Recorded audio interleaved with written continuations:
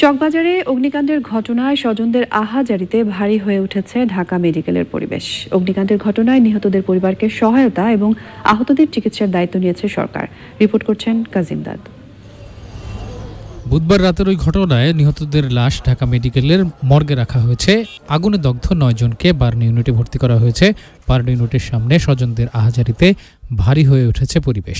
আমাকে বলেছে এখন ভিতরে ঢুকবেন না, একটু পরে ঢুকেন। এখন জানি না কি অবস্থা আছে, আমার কাছে দোয়া করেন যাতে ভালো থাকে। সে বাসায় যেতেছিল, রিক্সা চালায়, তো সেই রিক্সা চালায় বাসায় যাওয়ার পথে তার এরকম ঘটনাটা ঘটছে। আহতদের চিকিৎসায় সার্বক্ষণিক খবর নিচ্ছেন প্রধানমন্ত্রী। আহতদের সার্বক্ষণিক তত্ত্বাবধানে রেখেছেন চিকিৎসকরা। 18 জন রোগী আসছিল, সেই 18 জন রোগীর মধ্যে 9 জনকে আমরা প্রাথমিক চিকিৎসা দিয়ে ছেড়ে দিয়েছি। বাকি 9 জন ভর্তি আছে, তারা সবাই মেজর বার্ন, কেউ আশঙ্কা মুক্ত বলে আমি বলবো না। বার্ন ইউনিটে আহতদের দেখতে যান আওয়ামী লীগ সাধারণ সম্পাদক ওবায়দুল কাদের। সরকারের পক্ষ থেকে সব ধরনের সহায়তার আশ্বাস দেন তিনি।